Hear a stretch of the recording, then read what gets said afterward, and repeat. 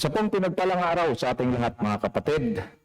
Kakataon na naman na pinagkaloob sa atin ng Panginoon na makapag-aral ng kanyang mga salita. And true enough, the Word of God is the most important thing in the life of a person. The Bible says, man shall not live on bread alone, but by every word that proceeds out from the mouth of God. Salita ng Diyos na nagbubula sa bibig mismo ng ating Panginoong Hesus na nagpapatunay na napakahalaga po ng bahagi ng salita ng Diyos sa buhay ng isang tao. A person or a man is a tripartite being. We have a spirit, we have a soul, which is composed of our mind, will, and emotion, and we have the body. The body serves as the container. But the Bible says, God is a spirit, and those who worship Him must worship God in spirit and in truth. Nagiging makabaluhan ang ating paglilingkod o pagsamba sa Diyos kung ito po'y ginaganap natin sa Espiritu. Paano po magkaroon ng tunay na pagsamba sa Espiritu at katotohanan? The Bible says in John 17:17, sanctify them with your word, for your word is truth. And in John chapter 6, verse 63, it says, the Lord Jesus Christ said that the Spirit gives life, the flesh counts for nothing.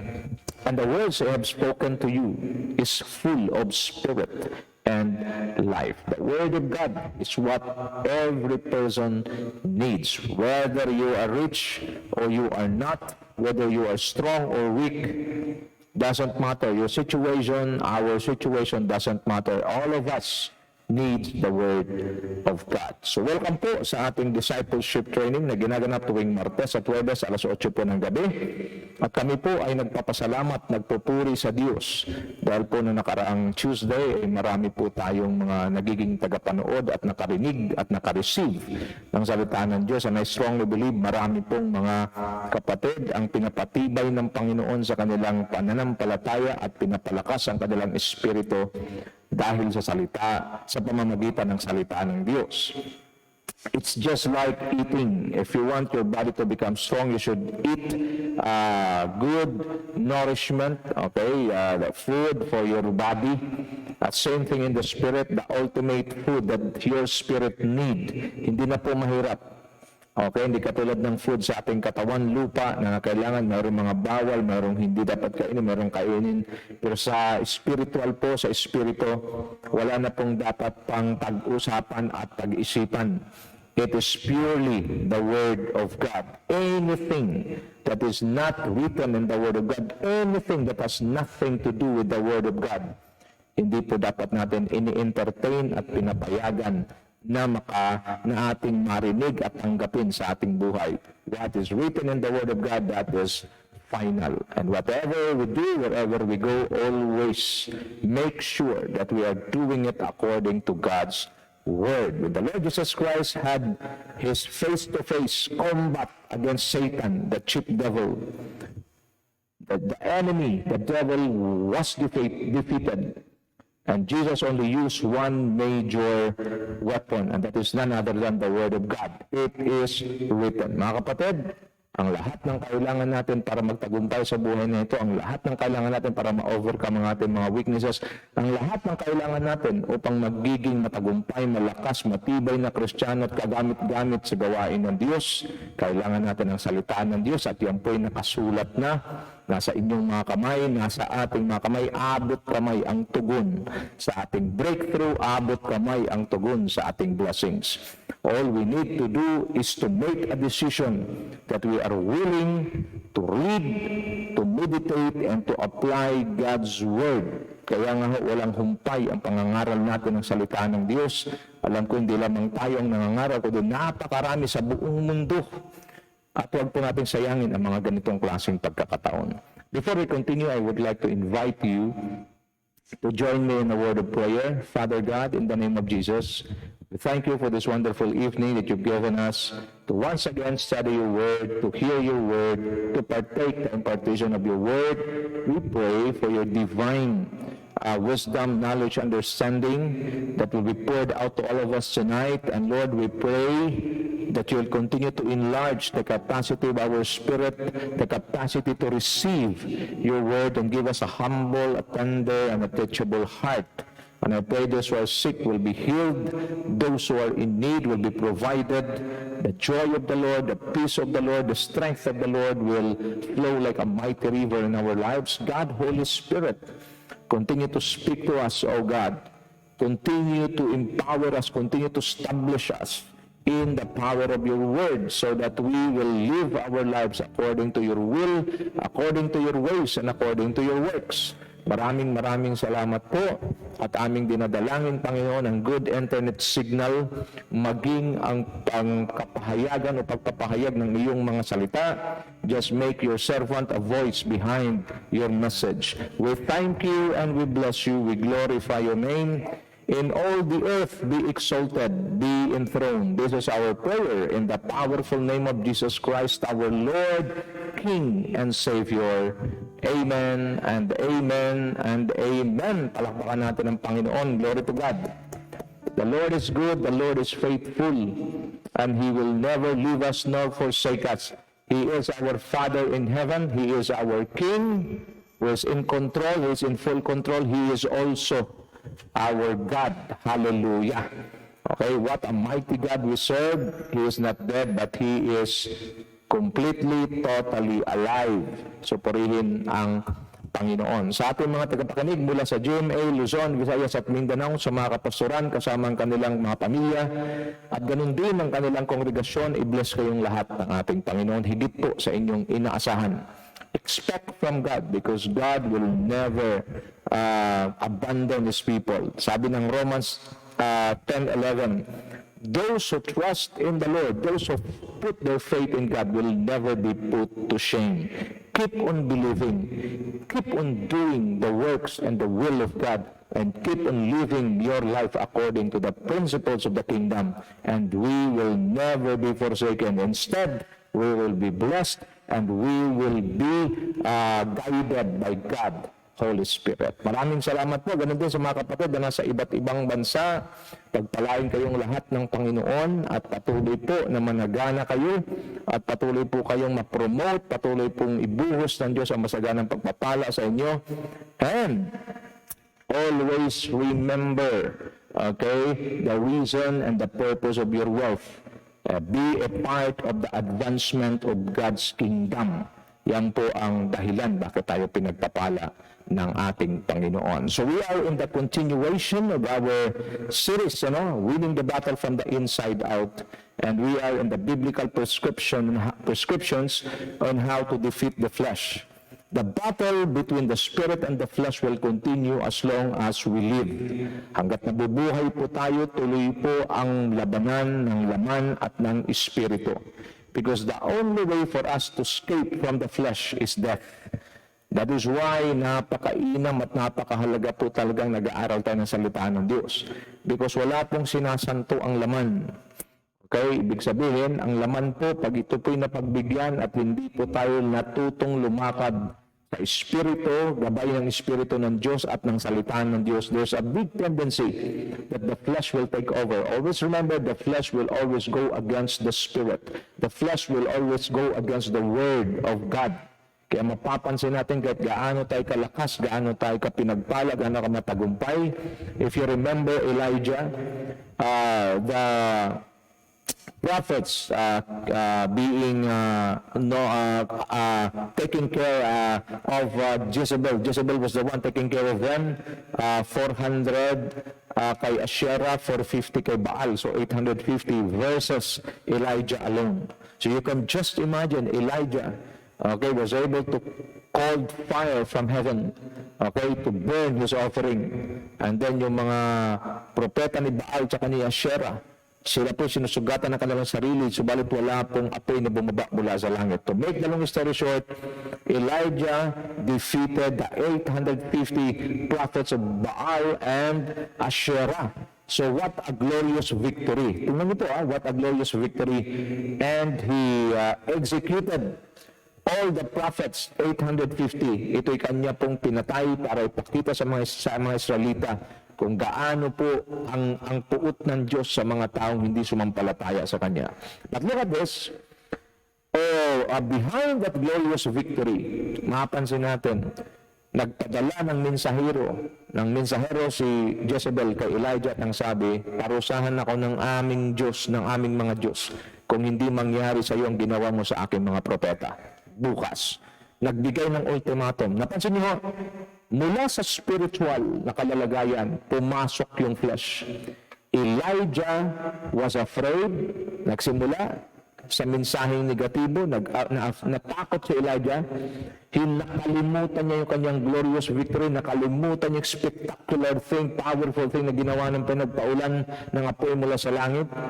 Okay, napansin niyo? Once you give in to the flesh, chaos, kaguluhan, takot, pangamba ang papasok sa buhay natin. So Elijah was afraid, he fled. Tumakbo siya. Imagine niyo, grabe yung victory ni Elijah. People believe in God once again. And then this time, he fled for his life.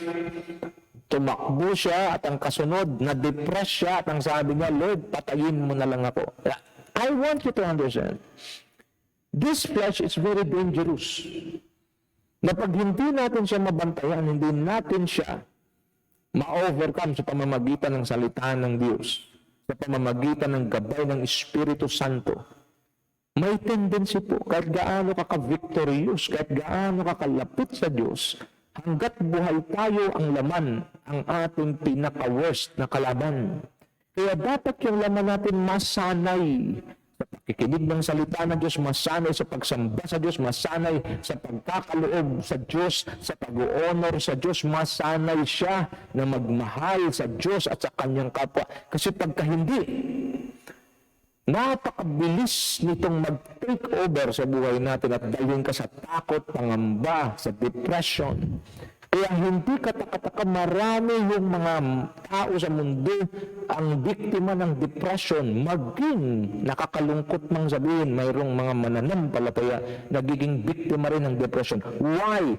Because of giving in to the desires of the flesh. Mga kapatid, kung lumalakad lang sana lahat ayon sa salita ng Diyos, sa gabay ng Espiritu ng Diyos, matagal na pong pinagpalat born again ang mga Pilipino sa Pilipinas. That is why we need to dig deeper in the revelations of God's Word. And the only way for us to defeat the flesh is to expose it, immerse it in the Word of God, in the presence of God, and walk in together with the Spirit of God. Ito po yung mga common, mga kumbaga basics na mga katotohanan, pero dahil hindi na po pinag-aaralan, kasi marami na tayong mga natatanggap na mga mga malalalim na kapahayagan, we forget the basics, and for me, basics are foundations. No intimacy, you will only have a wavering ministry. Ganun lang kasimple yan. So what are the recommendations of the Bible, biblical prescriptions on how to defeat the flesh? With due respect to our psychiatrists, mga doctors, medicine, it's okay, it's fine. Pero again, ang pinag-uusapan natin dito, it's a spiritual sickness. It's a spiritual concern. And we should apply spiritual, biblical principles or prescriptions on how to defeat the flesh. Maybe you're listening to me right now, you've been struggling, wrestling, fighting against a weakness for a long, long time. Maybe this is your evening. This is the time where you can respond to the word of the Lord. Maybe this is the right time that the chains for a long, long time, your chain will be broken tonight. Just lend your ears to the word of the Lord and do not allow any distraction. We will be together for less than an hour. So please, tutok lang po tayo, laser focus po tayo. And then every time we hear the word of God, if it is a rebuke, correction, teaching, or training, just possess a tender, a humble, and a teachable heart upang lahat po tayo ay mapalaya at tayo po ay makalakad ayon sa kalooban ng Diyos, sa katapatan ng Diyos, tayo po ay kanyang palalayain at pagpapalain. So, biblical prescriptions on how to defeat the flesh. So we are talking about prioritizing the principles of the kingdom. When you speak about kingdom principles, these are the things that matters to God. Ito yung mga bagay na napakahalaga sa Diyos. Ito yung mga bagay na nagbibigay sa Panginoon. Okay, ito yung mga mahalaga at importante sa Kanya. That is why tayo po ay dapat nagpapatuloy sa pagtutuklas ng mga ito. At makikita natin, kailangan nating matagpuan ito at matuklasan ito sa salita ng Diyos po lamang. Without the Word of God, the life of a person will be a mess. Okay, so sabi po rito, cultivating intimacy with God, a quick review lang. So pinakita natin, atin pong ginamit na example mismo yung ginamit din ng Diyos na example na kung saan nagbibigay sa atin ng pattern para tayo po ay makasunod sa Panginoon ng kalugod-lugod.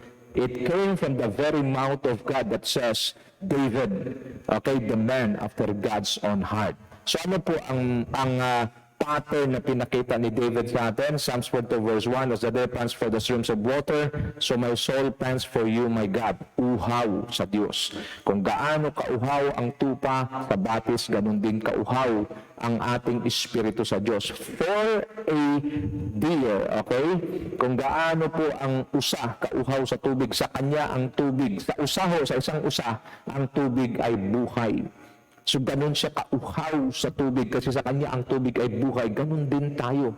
Ganun din dapat tayo kauhaw sa Diyos, sa salita ng Diyos. Kasi ang salita ng Diyos, ang Diyos ay buhay sa atin.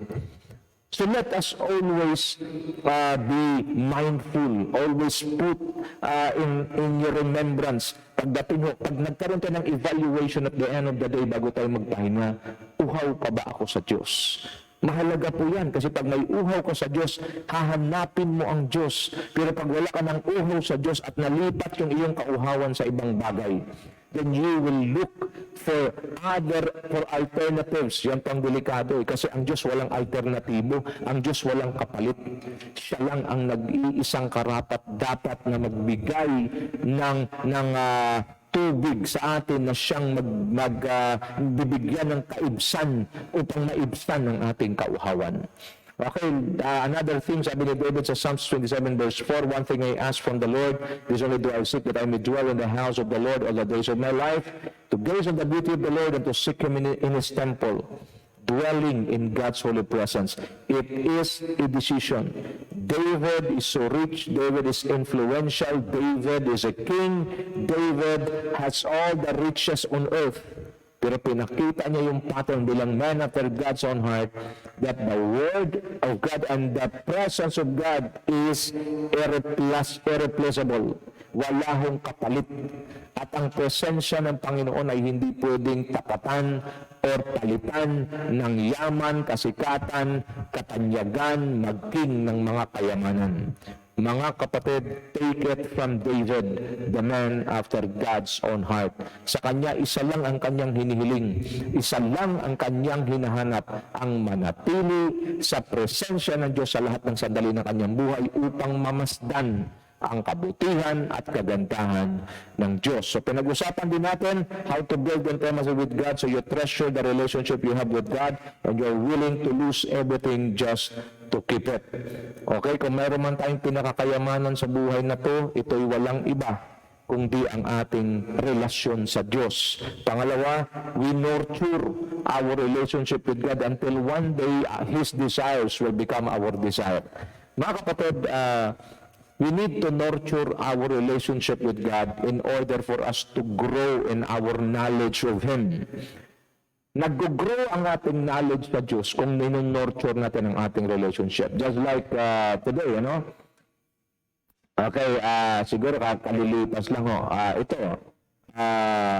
kalilipas lang isang araw, yung Valentine's Day. Okay? Napansin natin, grabe, makikita mo yung aking anak nung siyempre pauwi sa trabaho, sa lubong niya. Karamihan sa mga riders, yung nagdadala ng mga padala. Talagang puro bulaklak ang kanyang nakikita. Karamihan may dalang may dalang mga bulaklak. So dito makita natin na talagang mapapansin mo, love is in the air. Okay, so, hindi po yun masama. Mabuti nga po yan. Pero alam natin, ang bulaklak ay nalalanta. So, ano pang ibig sabihin? There is a thing more than what we are practicing right now. Higit sa bulaklak, higit sa mga gifts, higit sa mga dates na meron, napakahalaga na malalaman natin paano ba talaga magpalago ng isang relasyon. Excuse me po. Paano magpalago ng isang relasyon? Ang pagpapalago ng isang relasyon, ito po dapat ay ninunurture. Kung sa isa pong tanim dinidiligan. Okay? Ang pag-nurture natin sa ating relationship sa Diyos ay nagmumula po yan sa pagkakaroon natin ng tunay na pagmamahal sa Diyos at tanging siya lang ang ating minamahal, wala na pong iba. Kung mayroon ng kasalo at kaagaw ang Diyos sa pagmamahal mo sa atensyon mo, tandaan natin, nakalagay po sa Bible yan, sa Book of Exodus, that one of the name of God is jealous, because God is a jealous God. Mapanibughuin ng Diyos. Bakit? Kasi alam ng Panginoon na bukod sa Kanya, wala nang ibang pwedeng magbigay ng buhay sa tao. The sad thing is this, marami pong mga tao nag-shift mula sa Diyos, nag-shift sa mga bagay sa mundo, sa pag-aakala na sila'y masatisfy. At pagdating ng araw na habang iniwan nila ang Diyos at sila nag-venture sa mundo, nag-invest na mundo ng kanilang buhay, lakas at oras, only to find out na makuha nila ang kanilang inaasam-asam na tagumpay, hindi rin pala ito nagbibigay sa kanila ng totoo at tunay na kapayapaan at kagalakan. Only to find out na kailangan nilang bumalik sa Diyos at marami ng oras, lakas, resources na nasayang. The Lord sent me to you tonight to tell you that no one and nothing can satisfy your soul, your spirit, but none other than the Lord King Jesus Christ, period, na napakalaki.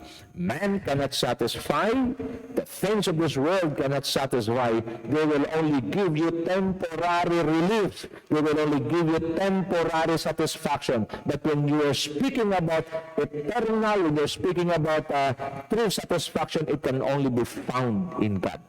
Mga kapatid, let's nurture our relationship with God. Why? Because as we continue to nurture our relationship with Him, we are growing. And as we are growing, we will now learn how to desire His desires. And it is where God can impart His nature to us to manifest His glory in our lives. God wants us to manifest His glory on earth. Ang sabi ng Bible, the earth was filled with His glory. The glory of God filled the earth. Sino ngayon ang carrier ng glory of God? In the case of Moses, when he was talking with God in Mount Sinai, ang sabi sa verse 29 ng Exodus 34, when Moses came down from Mount Sinai with the 2 tablets of covenant law in his hand, he was not aware that his face was radiant because he had spoken with the Lord. Nakita natin? Yung glory ng Panginoon, hindi ni Moses, si Moses mismo na may katawan, hindi niya napansin. Bakit? 40 days and 40 nights niyang kausap ang Panginoon, 40 days, 40 nights siya nasa presensya ng Diyos, then God was able to impart His glory in the life of Moses, and people were seeing it at nakita nila kung gaano kamakapangyarihan ng Diyos na nagmanifest sa buhay ni Moses, nagliwanag ang kanyang mukha. So dito makita natin, mga kapatid, if we will continue to nurture, continue to grow in our relationship with God, being obedient to Him, submissive to Him, what will happen? We will desire His desires, and He will be able to impart His glory. I hope and pray, yung second coming ng Panginoon, dito makita natin, when the Son of God is being manifested through the sons of God. Ang ating ultimate goal is to pursue Christ-likeness until Christ will be formed in us And people will no longer seeing us, but they will begin to see that Christ in us. Oh, mga kapatid, pag tinitingnan tayo, nakikita na nila si Kristo, hindi na yung ating lumang pagkatao. Number 3, you feel at home in His presence, and in His presence, the devil is off limit. Better is wander in your courts than 1,000 elsewhere. Sabi ni David, mainam ang isang araw sa iyong presensya kaysa 1,000 araw na nagliliwalo kung saan-saan sa libutan. True. The presence of God is our resting place. The presence of God is our home. Diba? Palaging sinasabi natin, no place like home. Galing ka sa trabaho, pagod na pagod ka, nagmamadali kang umuwi. Yayain ka mo ng iyong mga katrabaho. Hey, kain muna tayo, relax muna tayo. Hindi, gusto ko nang umuwi, gusto ko nang magpahinga. Ang fruits are parallel. Nakauwi ka ng bahay, diretso ka sa kwarto mo, nakapagpahinga ka, nakahilata ka, nare-regain mo strength mo. Ganun din sa intimacy sa Diyos, sa presensya ng Diyos. Yun ang ating kapahingahan. No wonder why the Lord Jesus Christ, He demonstrated, He showed us a pattern on earth. Pagkatapos niyang mag-minister, simula umaga hanggang gabi, kailangan ni Kristo umakyat ng bundok. Kasi kung si Kristo hindi aakyat ng bundok, susundan na naman siya ng mga tao. At dahil alam din at kilala na si Kristo, hindi tumatanggi kasi sabi ng Bible, lahat na may sakit, pinagaling niya. Pero bakit pag-akyatan na ng bundok, walang mga taong sumasama? Bakit pinapabayaan nila si Kristo mag-isa doon sa bundok? Alam niyo bakit? Because people doesn't want to pay the price. The challenge for all of us today, if you want to win the battle from the inside, if you want to defeat the flesh, we should learn how to go for an extra mile just to pay the price.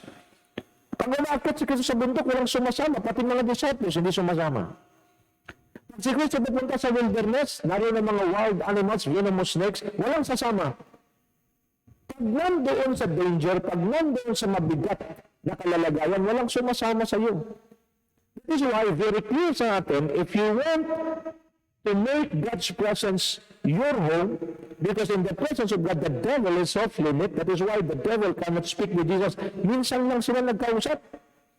Doon lang sa Matthew 4 na kung saan siya ay tutoksin sa kapahintulutan ng Diyos. In that moment, wala na, tiklop na po si Satanas, luhod si Satanas kay Kristo. At ito yung pattern pinakita sa atin ng Panginoon. The written word must become a living word. Ulitin ko, the written word must become a living word in us. And we are the living word. If we apply, if we allot, and if we make time to have fellowship with God and to have an intimacy with Him, the written word must become a living word through us. Akyat si Kristo sa bundok. Okay, at ang sabi ng Bible overnight, nagpipray, nakikipag-fellowship sa Diyos. Bakit? Because tomorrow is another day for Him to heal the sick, to display the manifestation of God's power, to rebuke the devil. Dito makita natin, every day, na napaka-maaksyon ng gawain ni Kristo, pero lahat yun, yung 3.5 years na kanyang ministry, napaka-maaksyon, pero napaka-matagumpay. Bakit? Because Jesus, King Jesus, our Lord Jesus Christ, showed us a pattern that if we are deep in our intimacy with God, then the fruit and the result of it is a powerful ministry. So pinag-usapan natin, the most powerful life is a life lived in the presence of God. 100% true.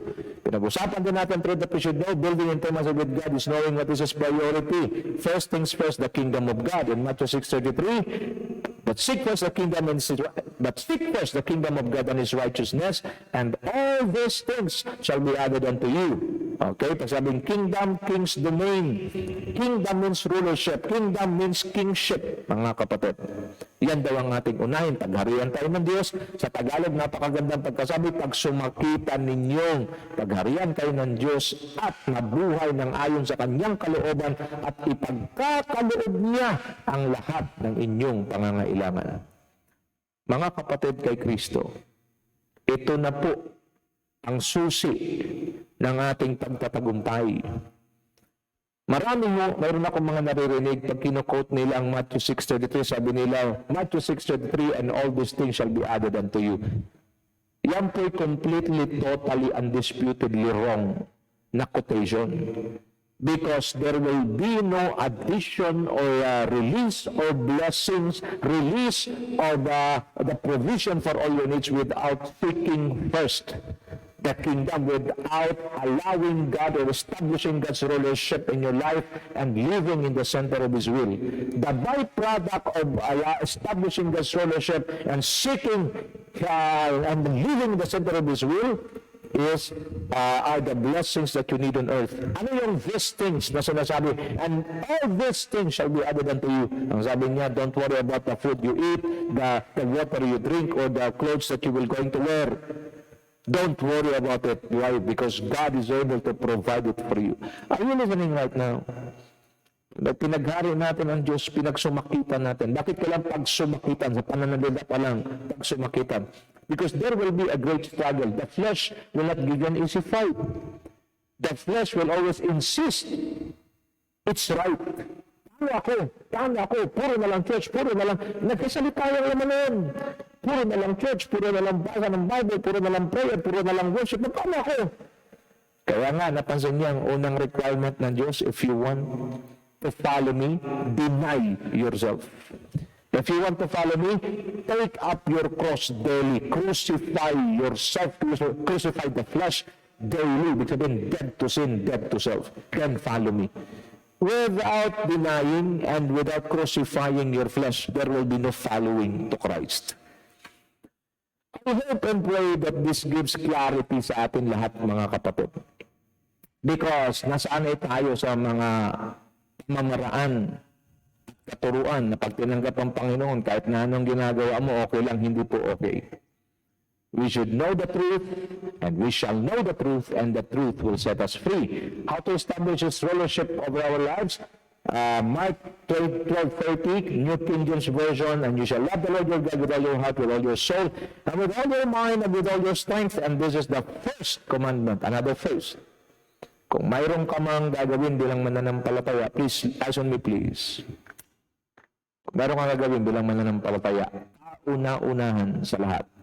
Ang unang utos ng Diyos, mahalin siya ng buong puso, buong lakas, buong kaluluwa at buong pag-iisip. Gusto mo ng breakdown, gusto mo ng details niyan, punta ka sa 10 Commandments sa Exodus 20 at makita mo ang breakdown doon. The first 5 commandments pertains to God. The next 5 commandments pertains to man. In Mark 12:31 it says, and love your neighbor as you love yourself.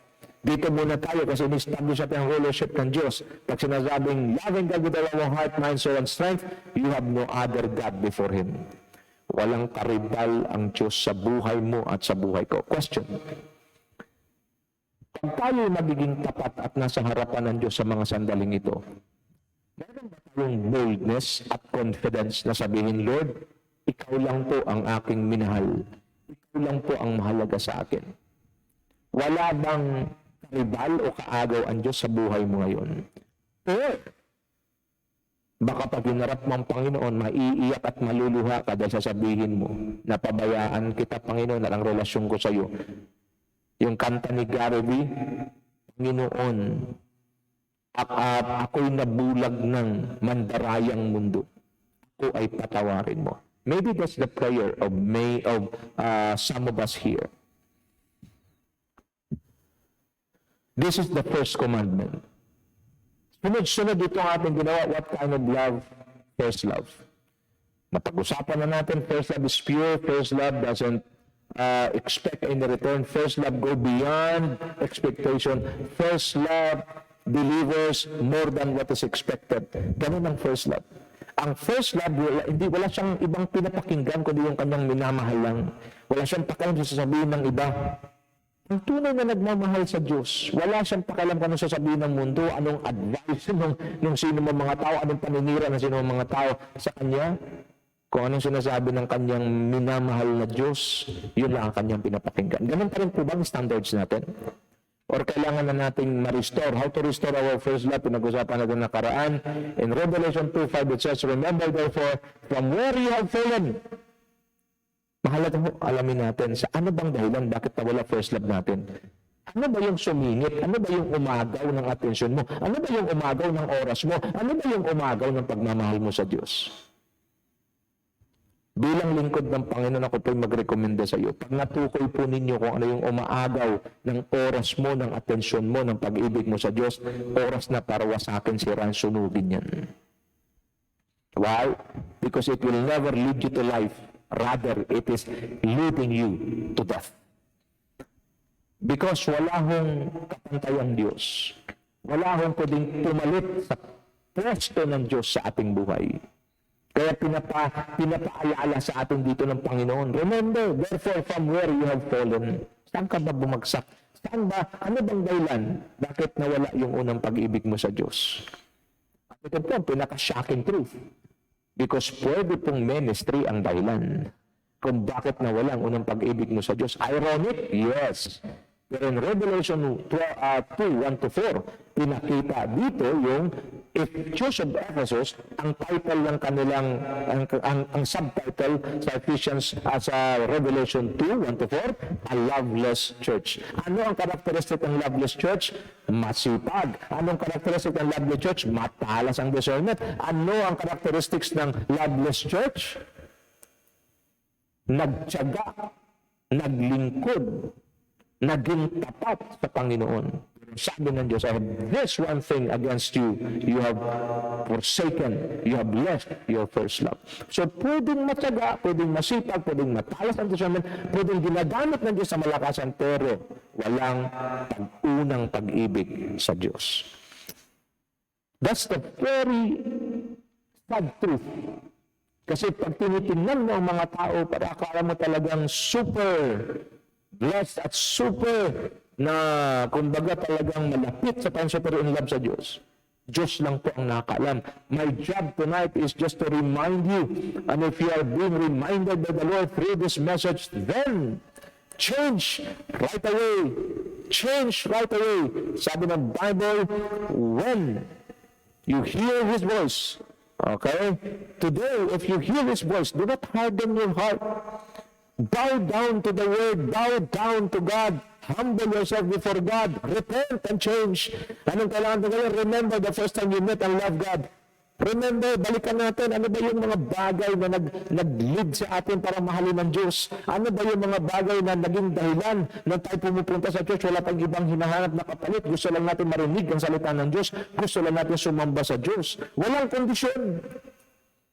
First love never give conditions. Pangalawa, repent, change of mind. Mula sa nothingness to fullness, mula sa sinfulness to righteousness. Baguhin natin 180 degrees. Kung tayo ay nagiging worldly na, yung kasipan puro sa mundo na, yung oras na ubos sa mundo, it's now time to return to our one and only love. And He is the Lord Jesus Christ. Do the things you did at first when you believed and accepted Christ, being on fire and have intimacy with God. Redo yung mga ginagawa natin nung una, na talagang wala tayong ibang iniisip kundi ang Diyos, wala tayong ibang sinasamba kundi ang Diyos, walang ibang pinaparangalan kundi ang Diyos, walang ibang gustong marinig kundi salitaan ng Diyos. Last but not the least, return. Last but not the least, return to God and obey His word 100%. Before, kahit wala ka masyadong alam sa Bible, kahit ilan lang versikulo ang alam mo, pero pinaglalaban mo. Ngayon, na mayroon ka ng mga na-acquire ng mga theology, may na-acquire ka ng mga kunting pagtuturo, parang ang dating sa'yo, parang kulang na yung, hindi ka kulang na yung kailangan, may homiletics, may hermeneutics, mayroong theology, hindi po masama yan. Pero pag dyan ka na nag-focus at wala na yung hayagan ng banal na Espiritu sa atin, yan na magdadala rin sa atin sa kapahamakan. Laging tandaan, ang mga pinag-aaralan natin sa salita ng Diyos, dulot ng theology at ng mga, ano pang mga techniques sa pag-aaral sa salita ng Diyos at yung mga right interpretation, maganda po lahat yan. Pero kailangan nagagabayan tayo ng banal na Espiritu, ng Holy Spirit, para dumating yung punto na makakuha tayo ng malalim na kapahayagan plus yung ating abilidad Okay, skills kasi yan. How to present the gospel in such a way na magiging klaro sa mga tao. Kasi kung nag-operate tayo at nag-focus tayo sa skills at hindi natin pinapatibay ang spirit, there's a big tendency na magiging fleshly ang ating presentation ng gospel. Mag-ooperate tayo sa flesh. Alam naman natin ang flesh, pag nag-ooperate, punong-puno ng kayabangan, punong-puno ng self-centeredness.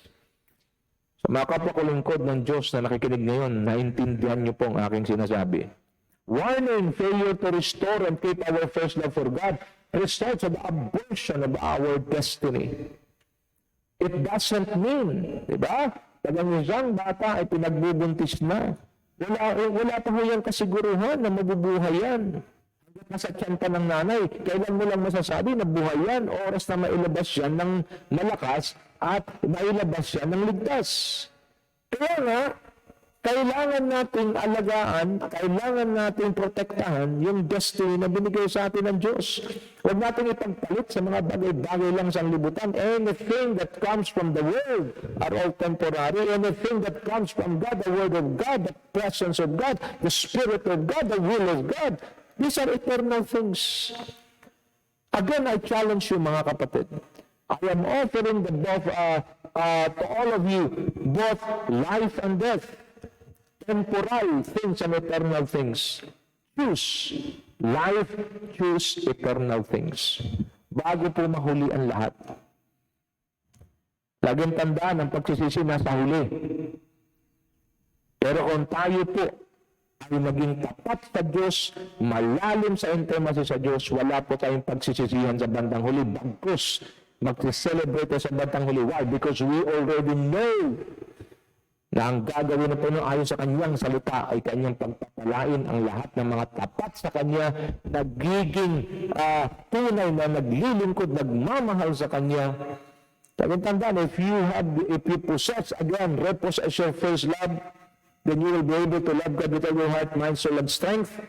And as loving God above all, through our first love for Him, what comes next? We will be able to seek His kingdom, establish His kingdom in our lives, and we will be able to live in the center of His will. Anong bunga? And all these things shall be added unto you. Napakarami nating estratehiya. Napakarami nating mga pamamaraan na ginagawa. Huwag tayong mag-focus sa pamamaraan natin at sa estratehiya natin. Mag-focus tayo kung paano natin malakaran, paano natin maisa pamumuhay ang mga prinsipyo ng salita ng Diyos. So the moment we restore and keep our first love and intimacy with God, this is what we fulfill. Revelation 2:7, it says, whoever has ears, let them hear what the Spirit says to the churches. To the one who is victorious, I will give the right to eat from the tree of life, which is in the paradise of God. Once we restore our first love and intimacy with God, and we keep it, nagpapatuloy tayo rito. Ano man ang ating mga narinig ngayong gabi, clear as crystal, whoever has ears, let them hear what the Spirit says to the churches. Ang ibig lang sabihin nito, kung narinig natin, lakaran natin, i-apply natin para makita at maranasan natin ang kapangyarihan ng salita ng Diyos sa ating buhay. In Luke 21:33, heaven and earth will pass away, but my word will not pass away. It will surely come to pass. Mangyayari ito. And true enough, you research the Bible, walang isang salita man na tinalikuran ng Diyos sa Biblia. Pinangako niya, tinutupad niya. Totoo po ang bilang 23:19 na nagsasabi, ang Diyos ay hindi sinungaling katulad ng tao. Ano man ang kanyang sinasabi, kanyang ginagawa, ano man ang kanyang mga pinapangako, ito'y kanyang tinutupad. True! Nakalagay sa Bible. Mag-search kayo, mag-research kayo sa Bible na pinangako ang Diyos. Tinutupad niya talaga. Nung sinabi niya kay Abraham, itong Kanaan magiging pag-aari ng iyong mga anak, ang mga inapo mo, dito sila ay maaalipin ng 400 plus years, subalit sila ay palalayain, makarating dito. Nangyari po. I researched it. Canaan before was now changed to the name of Israel. Where are the Israelites now? They're living in Canaan, which is in Israel, which is Canaan before. Hindi ang Diyos tumatalikod sa kanyang mga salita. My challenge to all of us tonight, anumang pangako ng Diyos ang pinangahawakan mo, anumang pangako ng Diyos ang ibinigay niya sa iyo, personal man o nabasa mo, panghawakan mo, tayuan mo, lakaran mo, ipaglaban mo, kung gusto ng kaaway, kunin sa iyo, ipaglaban mo. Bakit? Ano't ano man ang mangyayari, hindi kailanman tatalikod o tumatalikod ang Diyos sa kanyang mga salita. 150 million% true. I've experienced it personally, and I know napakarami pang mga mananampalataya, mga pastor, mga lingkod ng Diyos sa buong mundo ang makapagpapatotoo niyan. Kung mayroon bang tayong isang bagay na paniniwalaan, tatayuan, ito'y walang iba kundi ang salita ng Diyos. Nothing more, nothing less. Other words, I doubt. Duda ako sa ibang mga salita. Tao man, mundo. Kaya you will be hearing lots of voices. Please listen carefully. You will be hearing lots of voices. There is a voice of the world, the voice of man, the voice of your stomach, the voice of your mind, the voice of the devil, but there is one powerful voice, and that's the voice of God, Holy Spirit. Yun ang pakinggan natin. At ang sabi niya, I will give the right to eat from the tree of life. Doon siya na magkasala si Adan at si Eva. Diba naglagay siya ng cherubim at meron doong flashing sword para wala nang makakain doon sa tree of life. Kasi nagkasala ng tao. Pag kumain siya sa tree of life, hindi na siya mamamatay ng makasalanan. So anong ginawa ng Panginoon? Nilagyan niya ng bantay at wala nang makakalapit doon. Pero dito po, sa Revelation 2:7, kung ating narinig ang salita ng Diyos at bumalik tayo sa ating unang pag-ibig, pinaghari natin ang Diyos sa ating buhay, minahal natin siya ng higit sa lahat. Anong kasunod? I will give them the right to eat from the tree of life. Saan? Which is in the paradise of God.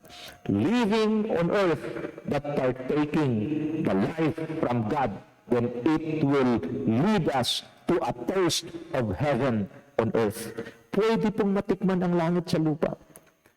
Ang ating patuloy na pinapatatag at pinapatibay ang ating relasyon sa Diyos at intimacy sa Diyos. Song of Solomon, chapter 2, verse 4, sa NASB po, 1995 version, it says, He has brought me to His banquet hall, and His banner over me is love. Our covering is the love of Christ, is the love of God. If we return to our first love, and loving God above all, establishing His kingdom in our lives, living in the center of His will, and He will going to provide all our needs. At ang ating covering, kasabing covering, ang purpose po ng bubong, is covering. And the one covering us is God. In Psalms 91, siya na naghangad ng pagkupkup ng kaitaasan, makapagsasabi siyang muugkot tahanan, at tayo kanyang tatakpan, kanyang itatago sa kanyang mayabong na pakpak. Now tell me, if the one covering you is God Himself, anong magagawa ni Satanas? Anong magagawa ng mundo? Anong magagawa ng mga bagay sa sanlibutan? Sinasabi sa Psalms 91, mayroon mga sakit, pestilence sa darating, hindi makalapit sa iyo. Mayroon mga atake, mayroon mga terror of the day, or arrows flying by night. It will not hurt you. It will not come. Maririnig mo, mababalitaan mo, pero hindi makalapit sa buhay mo at sa bahay mo. Sa tumawag ko sa Panginoon, sabi niya sa verse 15 at 16, pag siya tumawag, ako'y makikinig. Bakit? Dahil siya ay naging tapat sa akin. Hallelujah! Mga kapatid, ito po ang salita ng Diyos. Huwag natin hayaan na nakawin pa ng kaaway ang ganitong pagkakataon. To keep ourselves in intimacy with God on fire. Ecclesiastes 12:13-14. Now all has been heard. Here is the conclusion of the matter. Fear God and keep His commandments, for this is the duty of all mankind. For God will bring every deed into judgment, including every hidden thing, whether it is good or evil. Ito ang pinakamaganda sa lahat. Pinakita na to at nagkaroon na ng conclusion ang Panginoon. Sinasabing conclusion, wala na pong dagdag yun. The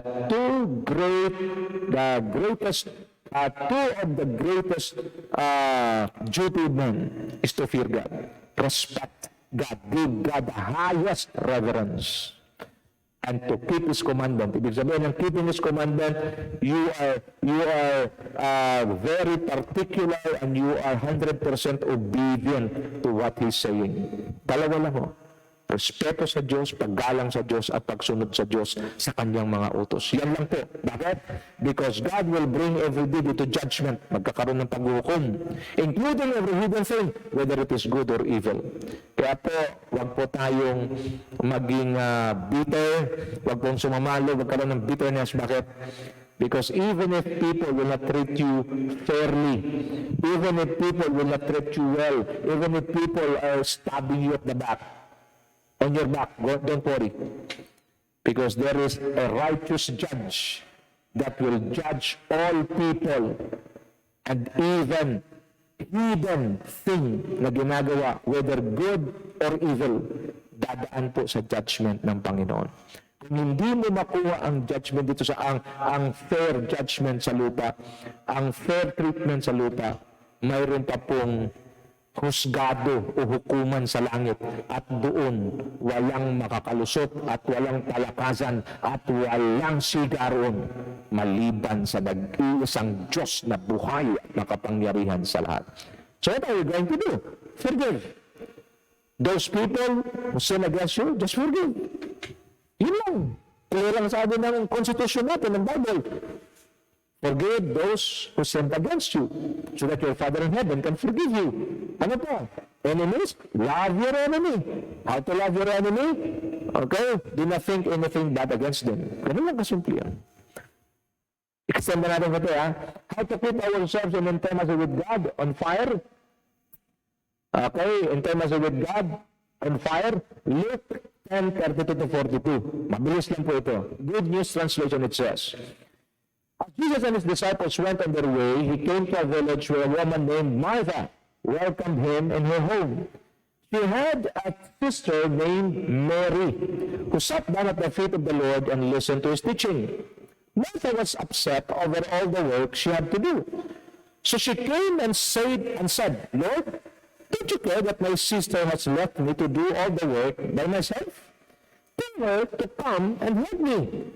The Lord answered her, Martha, Martha, you are worried and troubled over so many things, but just one is needed.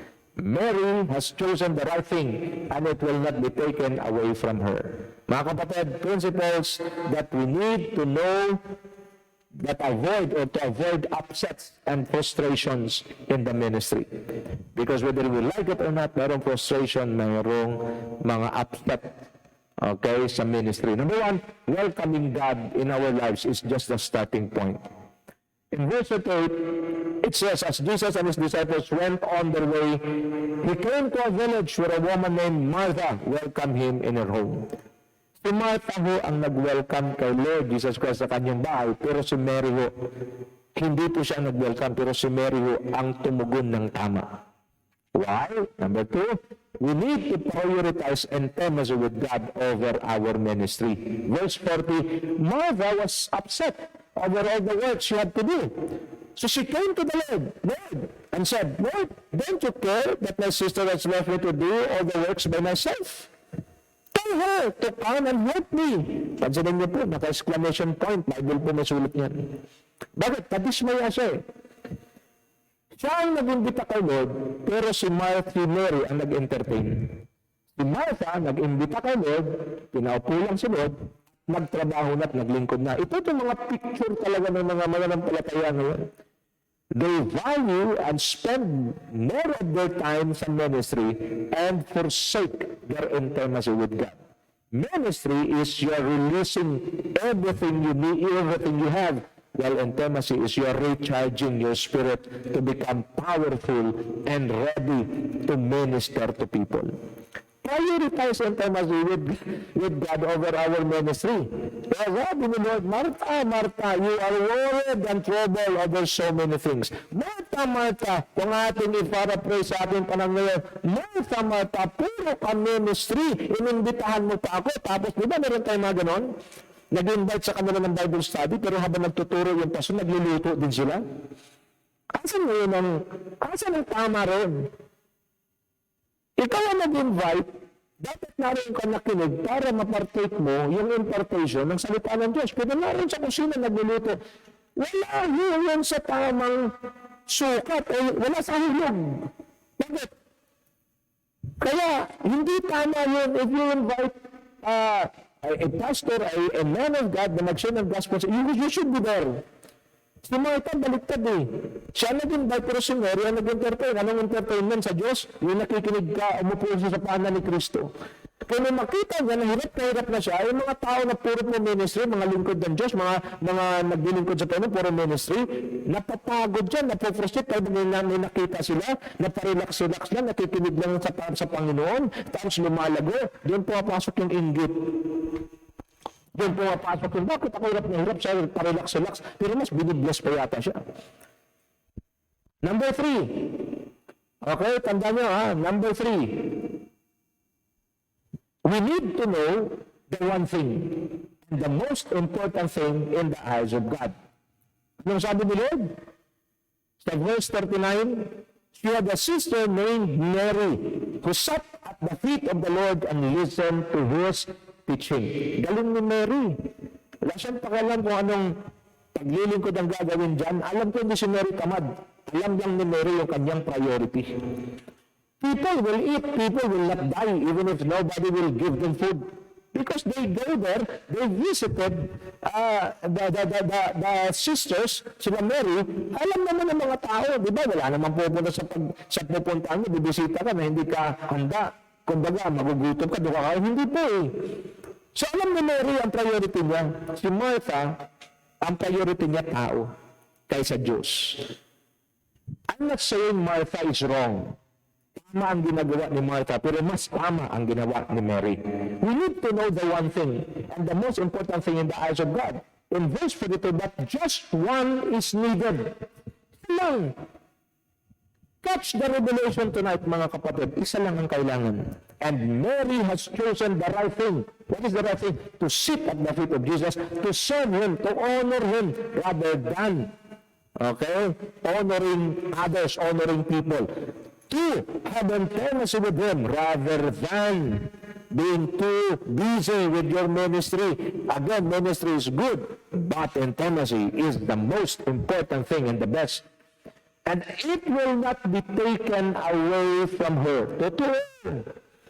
Ang intimacy, ang iyong encounter at ang iyong experience sa Diyos, yan ang magiging sandata mo pagdating sa mainit at maigting na labanan. Pero pag wala kang intimacy sa Diyos, puro ka ministry at yung miniministeryuhan mo, hindi ka na sinisipot at nagbupunta ka, nagtatago pa, yan ang frustration mo.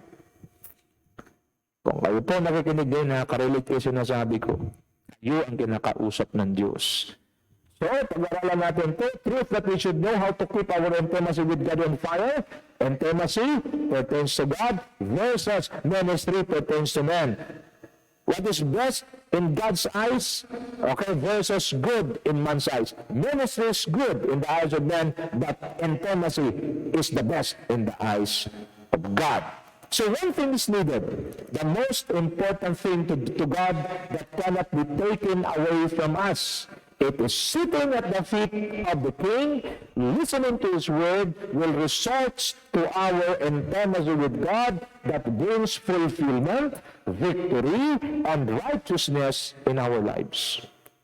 The more we expose ourselves in His word, and we give priority in sitting at the feet of the King and listening to His word, no wonder transformation will going to happen. Yung mga hindi mo matagtaguntayan noon, napagtataguntayan mo na ngayon. Yung hindi mo naggagawa noon, naggagawa mo na ngayon. Kasi ang empowerment na galing sa God Holy Spirit through the Word of God ang nagpapatuloy na dumadalo at nag-ooperate sa ating buhay. A quality ministry is just a byproduct of a deep and quality intimacy with God.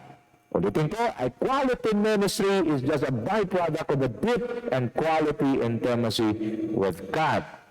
Okay? So the challenge to keep God's rulership over our lives and to be accurately intimate with Him is found in Revelation 3:20. As I end, here I am, standing at the door and knock. If anyone hears my voice and opens the door, I will come in and eat with that person and they with me. Before, ginagamit natin tong verse na to sa mga unbeliever na gusto nating tumanggap sa Panginoon. But when I found out this verse was addressed to the Church of God, para po ito sa mga mananampalataya. Bakit sinasabi ni Kristo, here I am, stand at the door and knock? Kasi minsan si Kristo nakapasok sa puso nung tinanggap natin, but because sa sobrang kabulagan, yung kanta ni Gary V, Panginoon, ako'y nabulag ng mandarayang mundo, ako'y patawarin mo.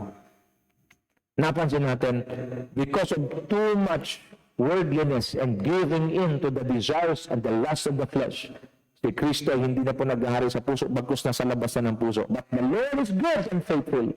He wants to rule and reign over our lives, because unless and until God is ruling and reigning in the life of a person, victory will be made impossible for that person. Walang napaka-imposibleng magtagumpay ang isang tao kung hindi si Kristo ang naghahari sa buhay mo.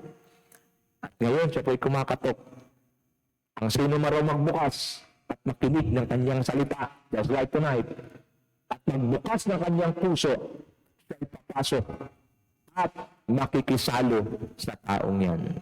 This time, if you will open your hearts and allow Jesus, the Lord and King, the Lord of Lords and the King of Kings, to rule and reign over your life, then lasting, powerful, unstoppable, and immovable victory begins.